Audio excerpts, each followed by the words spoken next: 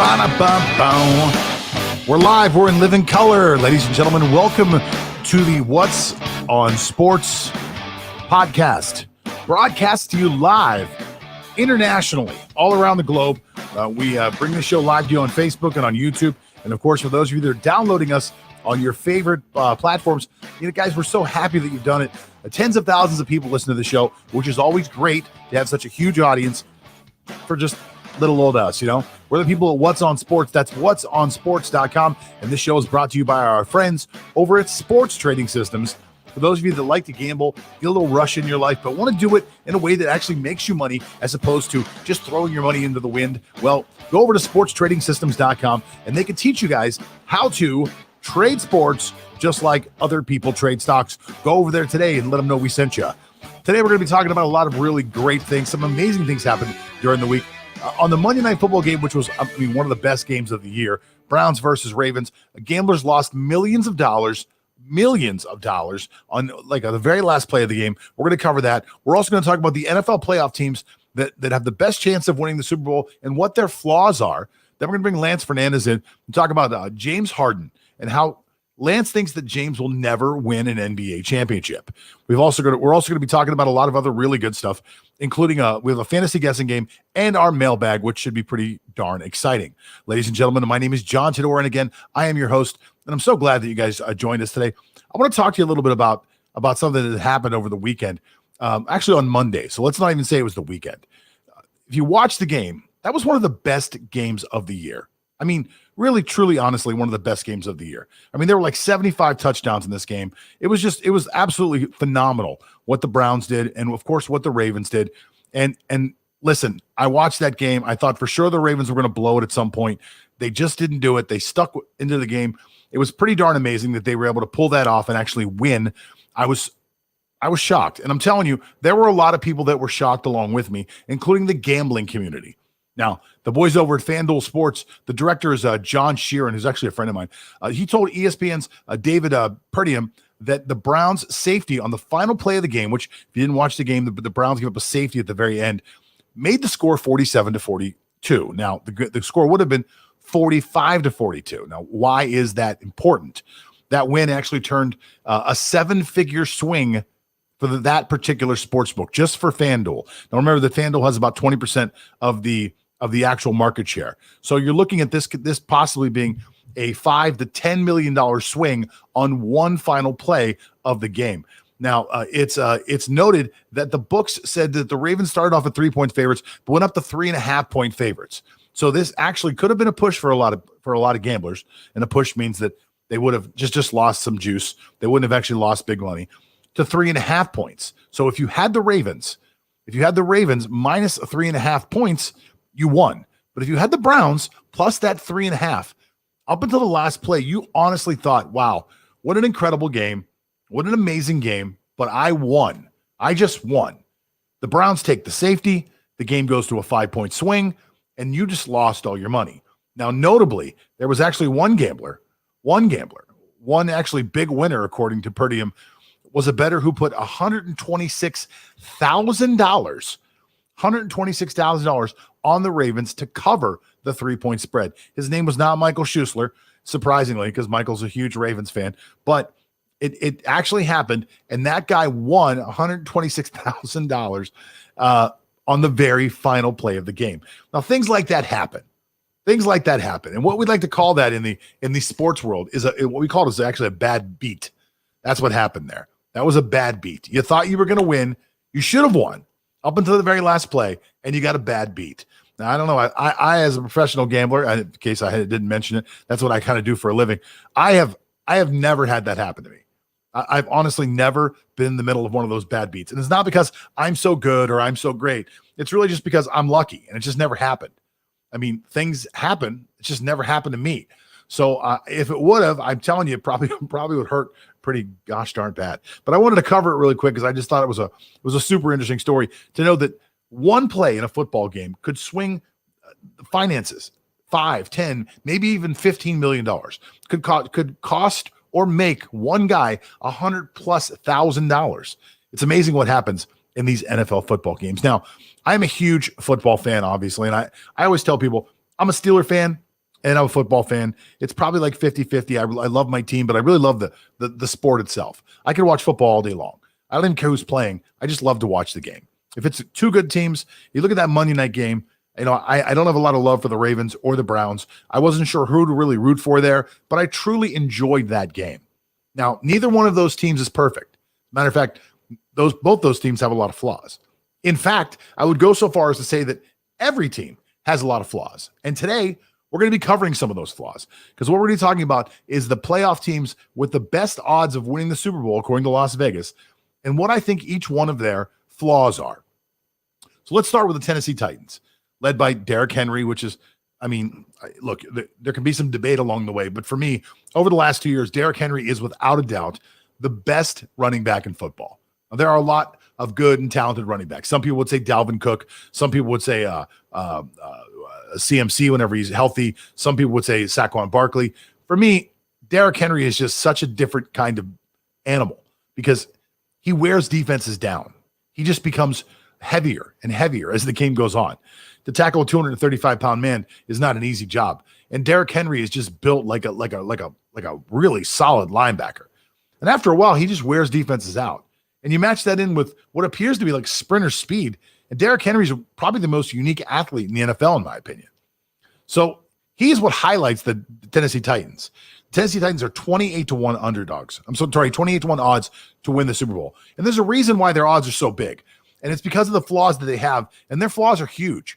Because in a passing league, you've got to be able to rush the quarterback. You've got to be able to cover those wide receivers. And Tennessee has got huge, huge problems trying to stop the passing game. And that's going to be something they're going to have to fix in the next 4 games. I'm not sure they actually have the personnel to make that happen. So Tennessee's going to probably stay 28-1, and it's going to be even harder for them because of that flaw that I just pointed out. Indianapolis Colts have the exact same odds, 28-1. Now, the Colts have got a great defense. The Colts can actually mix it up. I like their play calling. I like their talent. I think they're very deep in a lot of positions, including the offensive line, one of the best offensive lines in football. But to me, the Chiefs have one glaring weakness. It could be a strength or a weakness for them, and it really comes down to that gunslinger quarterback, Phillip Rivers. Now, Phillip Rivers can go out there and blow you away. He can honestly go throw for throw with guys like Patrick Mahomes and Aaron Rodgers. And he could also go out there and play like Sam Darnold. I mean, you just never know what you're going to get with Phillip Rivers, except he's going to go out and say "gag damn it" a lot or something like that because he doesn't swear. He's an incredibly entertaining player, but you never know what you're going to get when you deal with Phillip Rivers. Now, the Baltimore Ravens are 16-1 odds to win the Super Bowl. Now, those odds would have been much different at the beginning of the year, because everybody was picking the Ravens to do what they did last year, which is go 14-2. Matter of fact, I've seen a lot of very famous pundits predict that the Ravens would be undefeated. Now, that didn't happen. As a matter of fact, they're struggling for their playoff life right now. And that's happening for one reason and one reason only. And again, this kind of goes to what their strength is and their weakness at the same time. It's Lamar Jackson. And a lot of people don't like to hear that because Lamar Jackson is such a dynamic and unique player. There's no one like him, really. You can say there's no one like a lot of other people, but in my opinion, there's no one like a Lamar Jackson.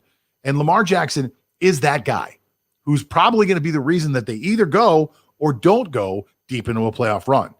And the reason is that Lamar Jackson just only works the middle of the field. Now, Monday night, he did look pretty good. But at the end of the day, when you look at the statistics, I think he threw for 150 yards and a couple touchdowns. Or maybe I think he had 1 touchdown and he ran for 2. But Lamar Jackson just is not the passer that they need. And if they fall behind and they need to catch up to people, it's going to be tough with that passing game.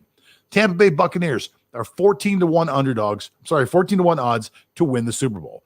And again, a lot of people would have thought that would have been much better odds coming along at the beginning of the year. You get Tom Brady, you sign Antonio Brown midseason. The team is absolutely loaded with all of these great assets. You got Gronkowski, you got a deep running back crew, although Rojo just hurt himself.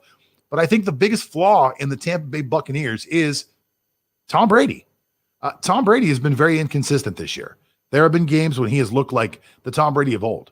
And there have been games where he doesn't look like a very good quarterback at all. And there have been games when he looks like both. So to me, the biggest flaw in the Tampa Bay Buccaneers, unfortunately, is Tom Brady. Seattle Seahawks. Seattle Seahawks are 14-1 odds. And the Seahawks have got a lot of flaws, in my opinion. First of all, they don't dedicate themselves to the run game. And that's not a good thing. Russell Wilson is a much better quarterback when he's got a run game to back him up. Russell Wilson has been very inconsistent. He's had moments of complete brightness and other moments of total darkness. But to me, the biggest flaw with the Seattle Seahawks comes down to one thing.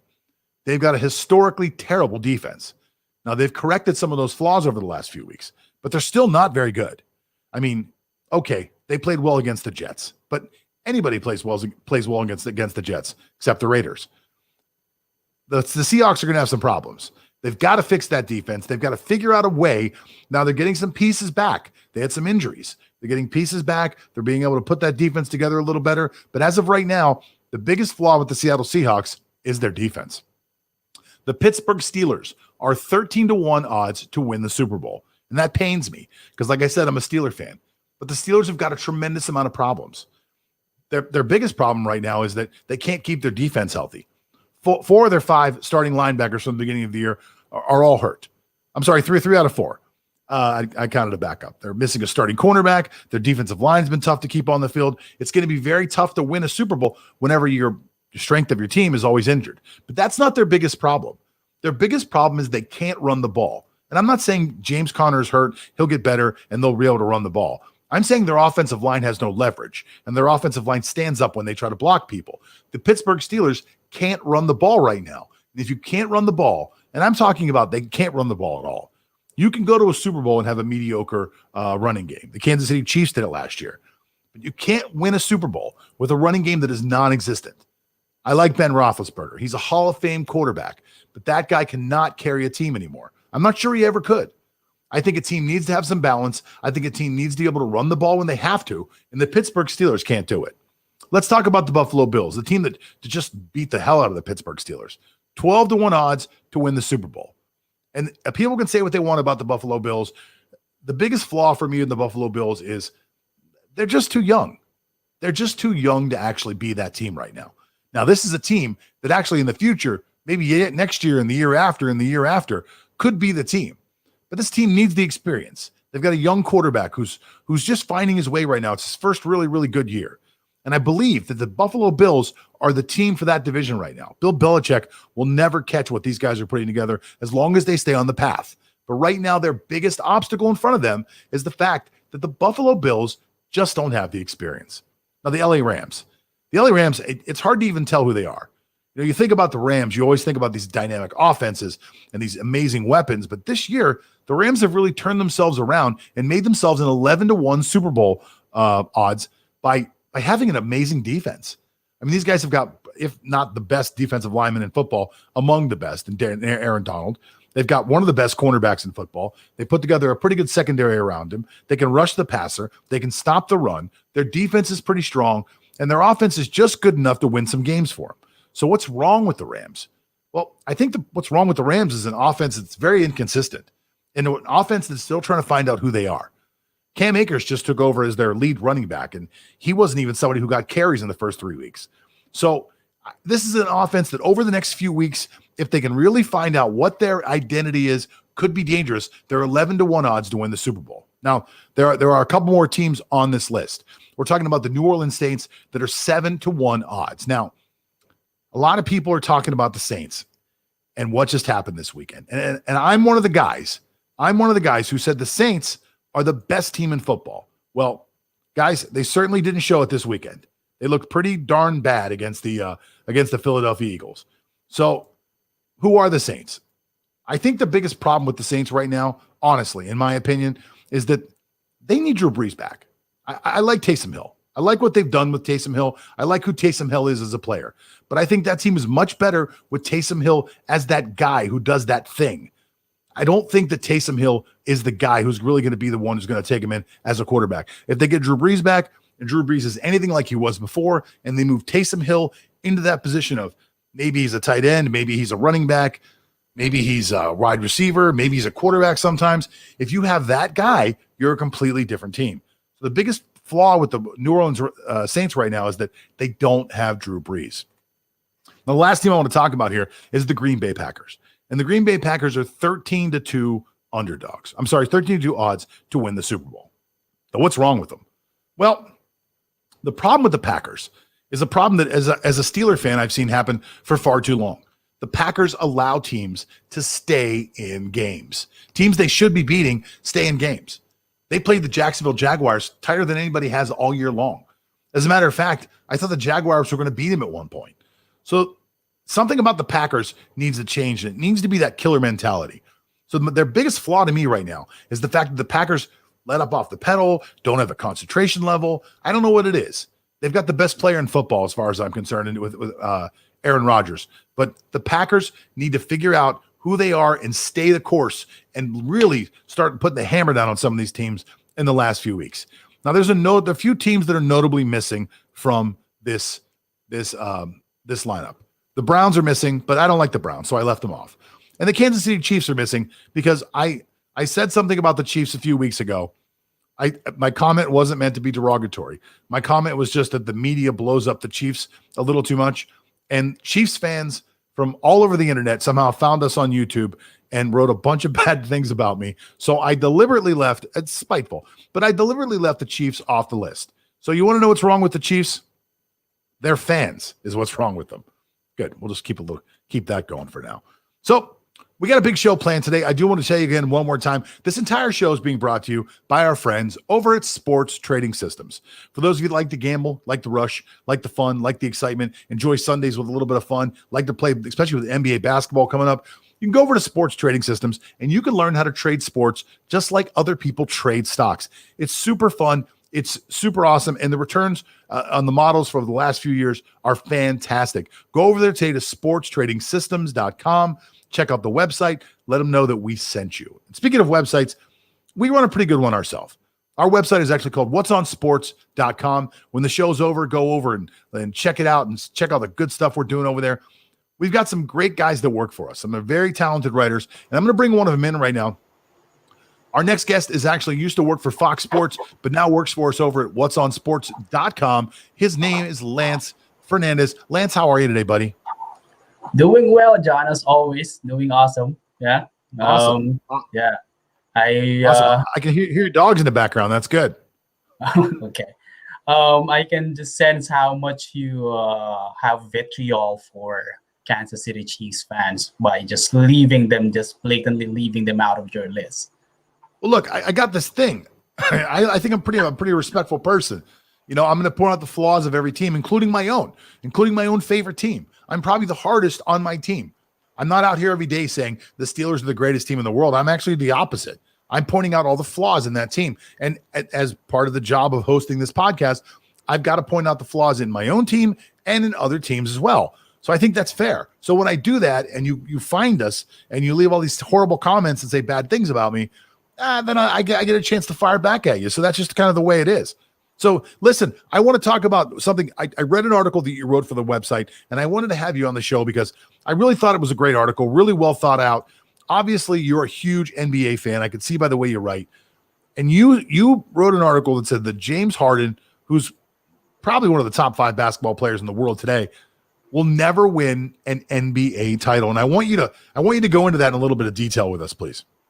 Okay, so leaving James Harden's deficiencies on defense behind, no doubt he's one of the all-pros in the NBA for lots of years already.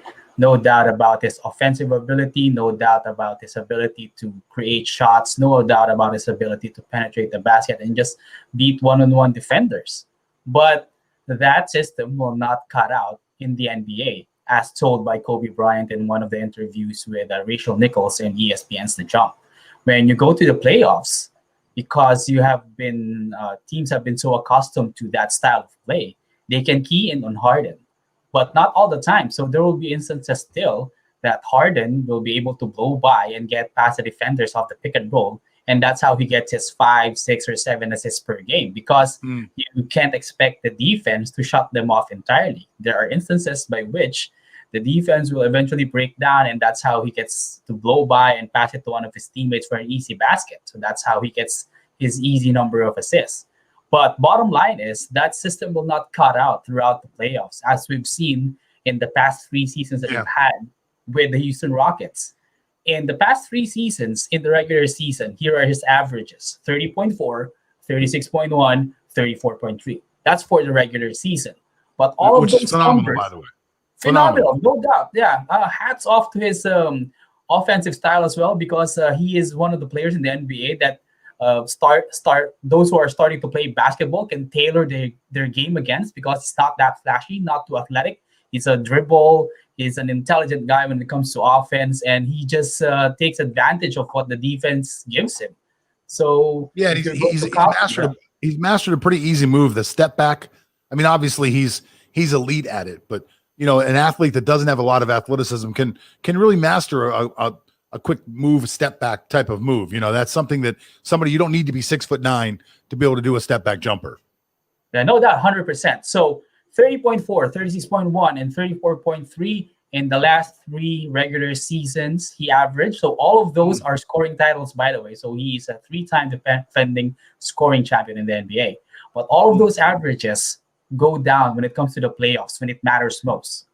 He only averages 28.6, 31.6, and 29.6 in the last 3 seasons. So that's a reduction of like 2, 3, or maybe even as high as 5 points, because the defense in the playoffs, and because you are facing some of the top defenses in the NBA already when it comes to playoff time, because you couldn't win on offense alone. So they can already key in on Harden. And once they lock in on Harden at the top of the key or somewhere in the wing, then they can just let the ball go to the likes of like a PJ Tucker or like an Eric Gordon. And they'd rather have Eric Gordon or PJ Tucker or somebody else when the Rockets defeat them. And more often than not, they can't. So that system, if James Harden is not open to a more free-flowing, a more like a San Antonio Spurs-like type of offense, wherein ball distribution is prevalent, then I don't see James Harden winning a title, even if he goes to the Brooklyn Nets. Yeah, it's going to be tough. If he were to end up at the Nets, and I think that's a stretch to say he would end up there. I can't see a scenario where he ends up there, but I could be wrong. If he were to end up at the Nets, I don't know that there's enough balls to go around. Harden likes to have the ball in his hand. Kyrie likes to have the ball in his hand. Obviously, Kevin Durant's coming back. He's going to want the ball in his hands. I don't know that any of those guys are really good distributors. Kyrie would have to take the role, would have to change his role completely and say, I'm going to be the guy who drives and kicks out. I'm going to be the guy who gets Kevin Durant really involved. He would have to say, I'm going to be the guy who gets 15 assists a game with 16, 17, 18 points, take that third wheel role. And I don't know that a flat earther can do that. I'm not sure that he's got that inside his DNA to actually be the third guy. If you listen from my opinion. Yeah, not just a flat earther, by the way, but someone who has been getting weirder by the day with all of his comment and all of his posts in Instagram. But for all the hype, for all the publicity that James Harden's impending move to like Brooklyn or like Miami will be, let's not forget the fact that he's still signed under the Houston Rockets for 2 seasons. So that's 1 season and then 1 player option season. But as you look at it further, a potential landing spot such as the Brooklyn Nets can be a combustible situation, because yes, they did become teammates at Oklahoma City before, but it was clear before that Harden was the alpha male and Harden was the guy coming off the bench. But now that Harden has already experienced success of his own, he's already a league MVP by his own. Do you think he would still accept a role that is lesser than Kevin Durant or maybe even Kyrie Irving? So it has all the recipes for being a combustible scenario, not to mention Kyrie Irving's oft-injuredness and, of course, Kevin Durant's often aloofness. So it all has the recipes for disaster for me. Yeah, it's the one reason I actually want to see the trade go through. I not because I think it'll be a super team in the East, not because I think they'll make a lot of noise in the playoffs, because I really think that what you're talking about is right on the nose, Lance. I think that if he were to go to the Nets, it would be such a soap opera and so much drama. Some of it would be real, some of it would be created by the media, but I think it would be nonstop. It would be so entertaining. I would love to see it. Lance, we're going to have you come back on the show in a second. I want to thank you for this. If you want to read more about what Lance wrote about, it's over on whatsonsports.com. He's wrote a bunch of good stuff over there. Lance, I'm going to bring you back on the show in a couple minutes. Thank you so much. I want to get to a couple comments we got going on here right now, though. all of our I put the wrong button. There you go. I love to take all of our comments out there. So for those of you that are watching us and listening to us on YouTube and on Facebook, if you add comments at any point into the comment area, we see them. And if they're good comments and we want to answer them, we'll do that for you. If you guys have some questions. So I'm going to actually get to one right now that Zach just left. Zach just asked me a question saying, as a Steeler fan, are you worried about seeing the Ravens in the first round of the playoffs if it falls that way? And the answer to that, Zach, would be absolutely. And I think anybody should be. The Ravens are probably the hardest team, in my opinion, to defend in the NFL when they're clicking. Now, if you can get ahead of them, if you can create some turnovers, if you can figure out a way to slow that run down and somehow get ahead of them, they become a much easier team to play. But if the Ravens get a lead on you and can control the clock, I mean, you look at some of the statistics for these running backs, and for Lamar Jackson, 2 games ago, I think everybody averaged 9 yards a carry. Against the Steelers, they had 200 and some odd yards rushing. I mean, this is a team that at any time could just dominate the entire game, and you have no chance of stopping them. And once they actually get a roll, I mean, that's when Lamar Jackson's the scariest. When you don't know what's going to happen next, Lamar Jackson could absolutely, positively torture you. I mean, torture you. So am I worried about the Steelers playing against the Ravens at any point in the playoffs? Hell yeah.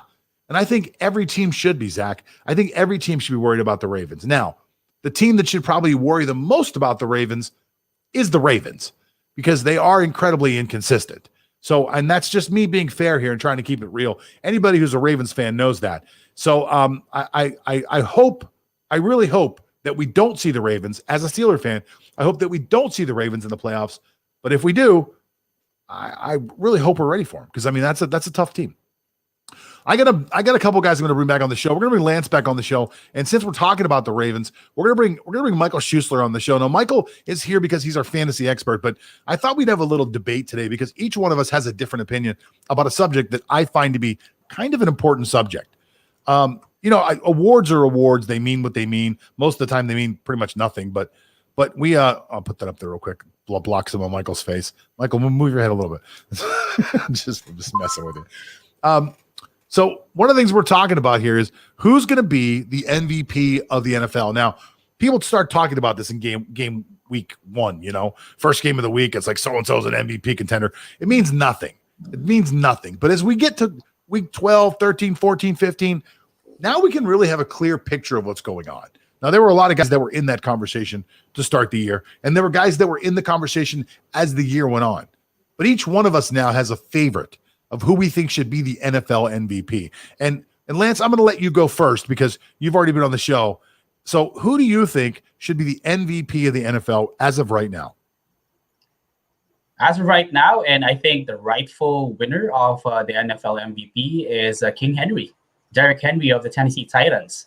So value is always intrinsic. Value is different from one person to another. But looking at what he has done with the Tennessee Titans this season, there's no doubt that he is the most valuable player of that team. He is the key to what makes their play-action game effective. That's why Tannehill can hit the likes of Jonnu Smith and the A.J. Brown downfield, because they have such an imposing runner that combines power and speed in Derrick Henry. And let's not forget, the Titans have already scored 42 touchdowns in this season, one-third of which are from Derrick Henry. And he has 200 yards games already in the season with still 3 left, and leading the league in terms of rushing yards by far. So without question, it should be Derrick Henry winning the MVP. And if he does, he will be the first non-quarterback MVP since Adrian Peterson in 2012. Wow. Well, listen, I said earlier in the show, and I'm sure I'll get some criticism for it.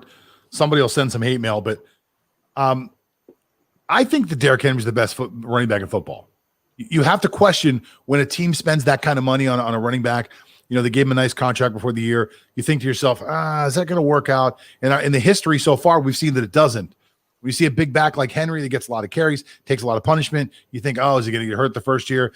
But, listen, that guy's an absolute stud. I love where you're coming from, and I do believe that he's got a chance, but I also believe that Mr. Shussler has a completely different idea. And, Michael, before you say anything, I already know who you're going to go with. Of course you do. Actually, I thought it would be Lamar Jackson, but since it's not Lamar Jackson, I know who you're going to go with. Go ahead. To tell you the truth, if Lamar plays like he does and has, 100+ rushing yards to finish out the season and the Ravens win out and they make the playoffs, I think there is a fair argument to be made for Lamar to go back to back. I don't necessarily think that's going to happen, but there's a chance that could happen. To Lance's point, Derrick Henry, while is he the best running back in the league? Maybe. You also have Dalvin Cook there. He is the most unstoppable running back in the league, and he's the most brute force, like impossible object to move in the NFL. That's why he's so successful. But my MVP, I think the world's MVP, is Patrick Mahomes. Such a man crush on this guy. I mean, it's not even that. Like I said, it's the eye test. Okay. And I've talked about this many times on the show. He just does things that other people, other quarterbacks, other legends do not do, that they've never been able to do. He does incredible things that just everyone, all the commentators watching the game, all the fans, sitting there with your friends watching, you're just going, wow, how did he do that? Every game, there's at least 3 of those plays that he makes. Patrick Mahomes is also leading the league in yards. All right. He's leading the league in net yards per pass attempt. He's also supporting 2 of the top 3 yardage leaders in receivers in Travis Kelce and Tyreek Hill. So he's able to support that kind of offensive production. And also a newer stat, the total offensive production in the NFL, Patrick Mahomes and the Kansas City Chiefs lead in that category as well. But the most important category that Patrick Mahomes is leading in is the most important one for the MVP conversation, and that's W's. As they are the best team, he is the best player.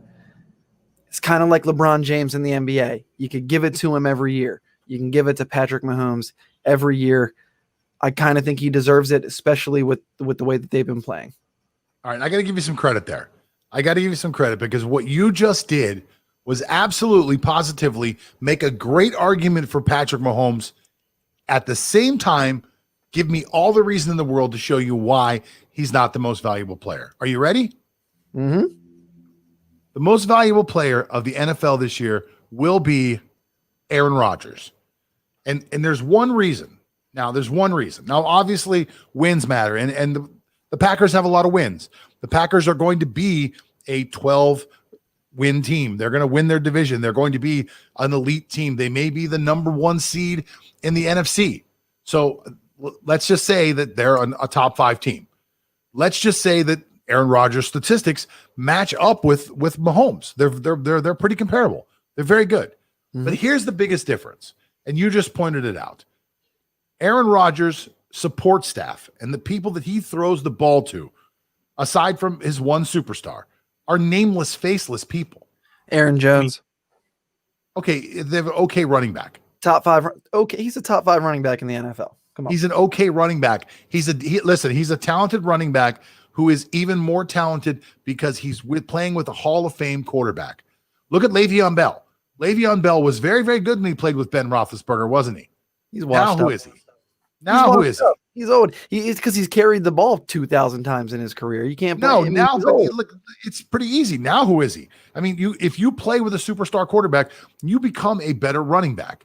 When you play with an offense that is as explosive as that, where people have to back up because your boy that you bet on every weekend is going to score the first touchdown of every game. Yeah. I mean, like you can't possibly tell me that anybody in the league has done so much with so little. And to me, that's where value comes in when someone says the most valuable player of the NFL. At one point, I made a small argument that Ben Roethlisberger should be in the conversation, not that he should win, but in the conversation because you can see value in him not being there as opposed to him being there. Absolutely. Patrick Mahomes is a fantastic player. He's an extremely talented individual. But if you watch that Dolphin game last week, he's also a very flawed player. You would never see Aaron Rodgers take a 30-yard sack. You would never see Aaron Rodgers throw three interceptions, those horrible interceptions that he threw in that game. He did not look good against the Dolphins. Two of those just hit off did the it. defender's hands. Let's be fair. And Xavier Howard made an amazing play in the other. And if Xavier Howard doesn't make that amazing play in the end zone to pick off Patrick Mahomes, that's just another Tyreek Hill touchdown.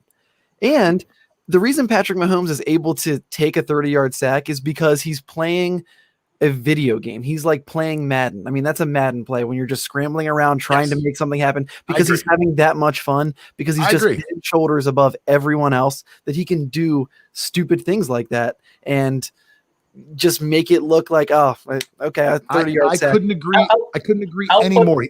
That touchdown, that touchdown he threw to Travis Kelce when he rolled out to the right, kept rolling. All he did was create a video game angle to get Kelce open. It was brilliant. Watching him play is a guy who learned how to play football by playing John Madden football on PlayStation. He sat there forever, ran around as Michael Vick or whoever the hell was the fastest quarterback whenever he was young, and that's how he learned how to play quarterback. I couldn't agree anymore. Aaron Rodgers is the most valuable player. Valuable, not the most talented, not the best, the most valuable player in the NFL. Lance, what were you going to say? Yeah, I think the only knock against Aaron Rodgers is that he has been let down by his defense too often. So when it comes to the wins debate, I guess Patrick Mahomes would win that. But I would like to put Michael on the spot. Is there any flaw to your man crush, Patrick Mahomes? The only flaw that Patrick Mahomes has is that, like I said, he's having so much fun. I'm not crazy about that mohawk. Yeah, well, there's a whole commercial about that. He's having so much fun that sometimes he will make a stupid throw or a stupid play because he's like, 9 out of 10 times I can do this. And 9 out of 10 times he can't. So his only flaw is overreaching. But you know what? I don't even say that that's really a flaw, because I'd let him do it. I'd let him make that mistake 1 time out of 10, because the other 9 times, he's going to connect with Tyreek Hill for 50 yards. All right, listen, I just want to say something really quick. That Lance just proved my point again by saying that the only problem with Aaron Rodgers is that his defense has let him down. Aaron Rodgers is surrounded by not nearly as much talent as Patrick Mahomes. He's obviously not the beast that Travis Henry is. I still think he's the MVP. Guys, this was a great debate. Lance, thanks so much for coming on the show. We really enjoyed having you yet again. I'm going to keep Michael around for one more segment, because today we got the guy with us. And this is the guy who knows more about fantasy sports than anybody that I know, at least. We call him the fantasy guru. He is the Charm City cash cow.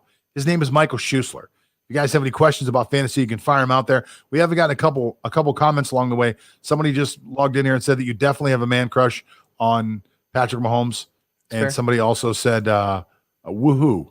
Oh, so if any of you want to leave your comments along the way, we'd be glad to listen to them. Right now, we're going to be playing a little game, something we've never done before. But Michael came to me this morning in the pre-show meeting and said, John, and I said, what? And he said, I have this game I'd like to play, and it's called the fantasy guessing game. And he said, I want to come on the show, and I want to present you with two guys and see if you can figure out which guy I'm talking about, only by talking about their statistics. That's right. So I'm excited. I'm not the fantasy guy you are. I'll purely be guessing, but I want to hear about it, because this sounds like a lot of cool information. Absolutely. And it's some interesting stat lines that I'm going to give to you. And then you, like you said, you will tell me who you think each stat line belongs to. And everyone watching at home or listening, if you have the ability to type in a comment, you can type in your guess too. But John, don't cheat and look at the comments. Okay. I will definitely look at the comments. Okay. Fair. I have them on my control board here, so I will definitely at some point probably look at the comments. But I will try to come up with my own answer. Okay. First one for the fantasy guessing game. Since week 7, this player, we'll call him player A, has had 106 carries for 485 rushing yards and 6 rushing touchdowns since week 7. Okay. Player B has had, since week 7, has had 110 carries, 419 rushing yards, and 0 rushing touchdowns in that span. I will give you a hint. Both of these players are in the same division. I can go over them again. I'm going to say player 1 is Kareem Hunt. That is not correct. And player 2 is J.K. Dobbins. Unfortunately, no. It's in the NFC. One more hint. Okay. You should have told me which way. I'm going to say player 1 is since week 7. How many yards for the first guy? Okay, so since week 7. Now, both of these stat lines are quite comparable, except for the touchdown. So listen again. Since week 7, player A, 106 carries, 485 rushing yards, 6 rushing touchdowns. Player B, since week 7, 110 carries, so 4 more carries, but 419 rushing yards, so less rushing yards, and then 0 touchdowns in that span. Oh, wow. I think that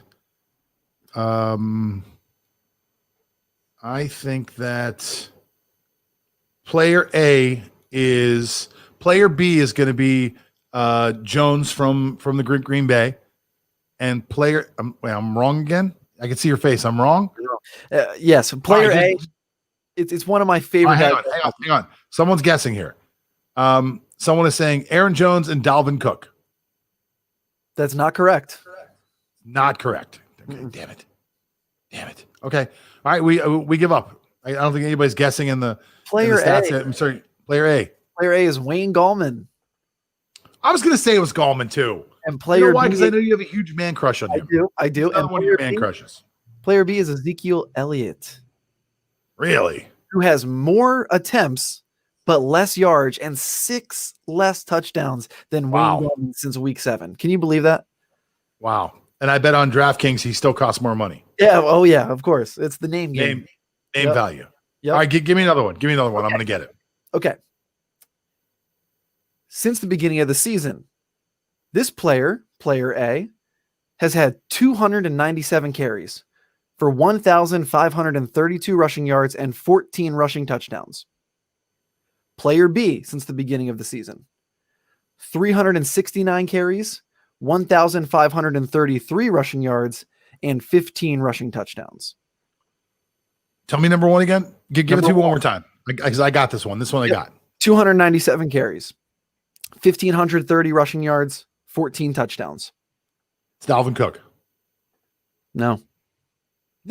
Close to Dalvin Cook? Yeah. The only Jerry one. Cook? You know what? Go on. The only guy close to Dalvin Cook in production. Derrick Henry. Yes, sir. Okay. Now, player B, 369 carries, 1,533 rushing yards, and 15 rushing touchdowns. Aaron Jones.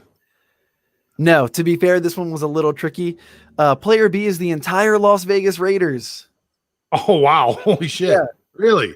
Yeah. Can you? Wow. So Derrick Henry is outproducing, 2/3 of the league. But wow. Yeah, that's crazy. A team like the Raiders who want to run the ball. That's what John Gruden wants to do. They have a workhorse back in Josh Jacobs. Yeah, they got a stud running back. But you can just see the difference when you have a monster like Derrick Henry who's putting up crazy numbers. So to Lance's point, yeah. That's a good one. Give me one more. How many more you got? I got 2 more. All right. I got 2 more. Okay, this one's for receivers, okay?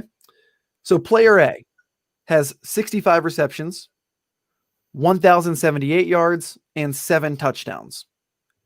This player A, is also he's making $3.2 million a year. Okay, so player B now, 100 receptions, 1,167 yards, and 5 touchdowns. Player B is making $14.4 million a year. Player A he plays for the Las Vegas Raiders. No. And it's not him. It's not Aguilar. Nope. No, I'll give you the numbers again. If Aguilar was putting up these numbers, I mean, come on. All right. 65 receptions, over 1,000 yards, 1,078, and 7 catching touchdowns. $3.2 million a year. Not much. Okay. Player B. Yeah, I just went by contract. So what's that? I was going by contract. I'm like, okay. Player A, much smaller contract. He's either a young guy on like a first contract, or he's a guy that said they got on a deal. So I'm going to go young guy. Go ahead. Second guy. Player B, 100 receptions, 1,167 yards, and 5 touchdowns. The second one is Hopkins. He's making And $40.4 million a year. the second one's Hopkins, right? No, but No. someone in the chat did guess it. It's Justin Jefferson. Oh, wow. Diggs. Yeah, someone got it. How you like that? Yeah. Let me see if I can get it up on the screen here. There we go. Jefferson and Diggs, huh? Yep. So nice, Steve. Steve Logson. And John, this is something that you brought up about what a great move it was for the Vikings, who, I mean, look at the difference in contract, and they were able to, get just as, not the same amount of production, but I mean, for that price, of course, you'll take that slight dip in production with Justin Jefferson. Oh, absolutely. Listen, anytime you can bring in that's the NFL. And people have to realize that anytime you can bring in a young guy, especially in the first round, you got a 4-year contract, get a 5th-year option. Even at that 5th-year option, he's probably not going to make what Diggs is making. It's player B, Julio. No, this guy's really slow. Steve loves the game though. Steve's because he got one right, so he's super excited to keep playing. All right, give us one more. We got one more, right? That got player A right. Yeah, this is the final one. Okay, of the fantasy guessing game. If you love this game so much, everyone watching, we'll bring it back. All right. So the final one. Player A has 9 interceptions in the last 11 games and 5 straight games with a pick. Player B has 8 interceptions in the last 13 games and 4 straight games with a pick. Player 1. I just heard a stat this weekend where somebody was talking about player 1 with the interceptions. Who was it? Cornerback for the Miami Dolphins. Xavier Rhodes. Xavier Howard, but yes, I'll give Xavier Howard. Xavier Howard. Sorry, not Xavier Rhodes. Xavier Howard was number 1. Correct. And I don't know who number 2 is. Number 2? It's kind of a trick question again, John. It's the entire Baltimore Ravens defense. Really? Yeah. With that secondary. Wow. Now, the Ravens are known for, especially Marlon Humphreys, for, punching the ball out, getting all those fumble recoveries. But yeah, a significant, dip in interceptions this year as opposed to last year. That's Xavier huge. Howard by himself outproducing the Ravens defense, the Ravens secondary in interceptions. Wow. He's the Charm City cash cow. Michael Schussler with probably the best segment you've ever put together here. Michael, that was great. Thank you so much, man. The crowd's going crazy for you. Yeah, there's like people in the chat asking for your phone number. I made that last part up. Mike, thanks so much for coming on the show. If you guys want to learn more about fantasy football, or actually any fantasy sport now that basketball is going to be kicking off, Michael writes some great articles over at What's on Sports. Mike's, and he does his own podcast. I forgot to even mention that. He does his own podcast. Correct me when I'm wrong here. Tuesdays and Thursdays. That's right. Live on this same channel, actually. We do. You take Tuesdays and Thursdays, same time, same channel. Mm-hmm. And what's the podcast called? It's called the Fantasy Fallout Podcast, and it is available on Facebook, YouTube Live, for video. If everyone wants to watch it live, the recording also goes up after that. And then Apple Podcasts, Google, Spotify, anywhere that you listen to podcasts, you can find it on there as well. Fantasy Fallout Podcast. Awesome. His name is Michael Schussler. He's the man right now. Michael, thank you so much. Great segment, brother. Of course. Oh, that was good. That was good. And by the way, for Steve, who got the answer right in the chat, Steve, we're going to give you a free subscription to our YouTube channel, which is already free, but whatever. That's yours. Thanks for playing along. We'll play more games like that. It looked like everybody kind of enjoyed the show and the game while we were playing. We got one more thing we're going to do today. We have got our mailbag. So for those of you who like to send in questions, you can do that. We try to keep the show very interactive. You guys can send in questions. If you guys have any questions you want to throw in the chat, I'll answer them after the mailbag. But let's jump inside the mailbag right now with 3 questions that our producer pulled out. By the way, I have not read these questions. I have no idea what they're going to be, but I will answer them to the best of my ability. Question number 1 is going to be, who is your least favorite current NBA player? I'm actually very vocal about this one. Somebody probably set me up with this. My least favorite NBA player is a guy who actually made me millions of dollars. Actually, years ago, I owned restaurants in South Florida, and LeBron James was actually hired as a member of the Miami Heat. The big announcement. But when he did, we created a contest where at one of my restaurants, which was called Whiskey Tango. If LeBron James and the Heat lost the game, we would pay your tab. To make a long story short, the Heat, I think, lost 9 of their first 11 or 7 of their first 11. People were losing their minds because the super team was not winning the way they were supposed to be. And my restaurant became famous, and I actually ended up on ESPN, Good Morning America, the NBA channel. I was a regular guest on these shows for quite a while as people tracked what was going on, not only with the Miami Heat, but with my restaurant. My restaurant became wildly successful, $100,000 a week restaurant, super popular. We ended up selling it for millions of dollars. So I have there's a little warmth in my heart for a guy named LeBron James, but over time, that warmth has really dissipated as LeBron has become more and more of a product and less of a person. Like watching him be as fake as possible and pretending like he's doing Taco Tuesday with his kids and then trying to trademark the word Taco Tuesday and just becoming this social justice warrior who does very little for social justice is just made him my least favorite NBA player. So if I had to pick one guy, it would be the king himself. Oh, and also anybody that calls himself the king is a dick. All right, let's go with number 2. If you had to choose one defensive player to build an NFL team around, who would you choose and why? This is so easy. I'm glad you actually asked me this. It's Aaron Donald, without a doubt. Aaron Donald's getting a little bit older now, but for me, Aaron Donald is the elite NFL defender in the world today. And he plays such a unique way. You can put him anywhere on the defensive line. He is a total disruptor. Aaron Donald is a complete and total beast, and he sets the tone for that defense. Something about being able to put pressure up the middle. No quarterback can deal with that. No quarterback can deal with a 6'4", 275-pound Greek god breaking through the middle of the line consistently. You've got to change your blocking patterns. You've got to change the way you run the football. You've got to change the way you run your passing game. You couldn't possibly do short passing games very much with Aaron Donald because of the way he pushes the pocket back. Quarterbacks need a 5 to 7 step drop. So if I was going to create a defense and I could only choose one guy to build around, I would build around Aaron Donald. As I mentioned earlier in the show, I think the Rams are one of the elite teams right now because they've become an elite defense. And it's not built around a lot of superstars. They do have Jalen Ramsey, but the other part of that is that they have Aaron Donald. And Aaron Donald makes everybody around him better. So my answer is Aaron Donald. Here's our last question, dig into the mailbag, and then we'll take some questions out of the chat if we have any. What's the most exciting sporting event you've ever attended? Well, I'm blessed, actually. I've lived pretty much a charmed life. So in my life, I've actually been able to go to 3 Super Bowls. I've been able to go to a World Series. I've been able to go to a Major League All-Star game. I've been to a couple NBA championship games. I was there when the Heat won the championship with Shaquille O'Neal. I was actually in the building when they won. I'm blessed, but I think the most exciting sporting event I've ever attended was one of the worst Super Bowls of all time.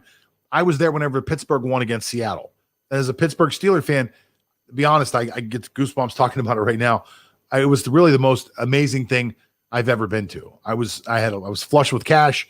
I flew my sister into Detroit to watch the game with me.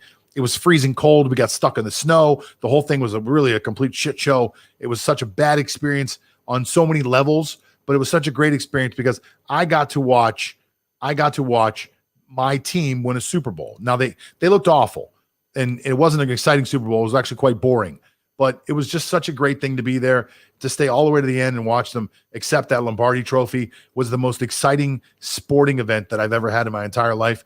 I don't have any children, but it probably feels just like having a kid, being a fan your entire life. The Steelers won a lot of championships when I was young, but I was too young to understand what was going on. And in my adult life, they went to Super Bowl 30. They lost to Dallas. They finally made it to Seattle. I had enough money to be able to go to a Super Bowl game, which was such a blessing. It was the third Super Bowl. It was the second Super Bowl game I'd gone to. And I went to 3 total. And that one was by far the best experience in my sporting life as far as attending a sporting event that I've ever had. So thank you so much for your questions. Guys, this has been the What's on Sports podcast. Thank you guys so much for participating today and watching the show. We had a lot of people watching on all different platforms. We got like a bunch of people on YouTube, a bunch of people on Facebook. And of course, I know there'll be thousands of people that'll download this. Remember that this show is available on all your favorite podcast platforms. I'd like to thank Michael Shussler for being on the show. I'd like to thank Lance Fernandez for being on the show. I'd like to thank Steve for winning in the comments. I'd like to thank Zach for leaving the most comments. I'd like to thank this other guy who keeps saying woohoo. I don't know why he does that, but I kind of like it. Makes me feel like we're doing something exciting here. My name is John Todora. One more time, our show is sponsored by our friends over at sportstradingsystems.com. You've got to stop what you're doing. Go over there and check out the site, sportstradingsystems.com. See you Friday.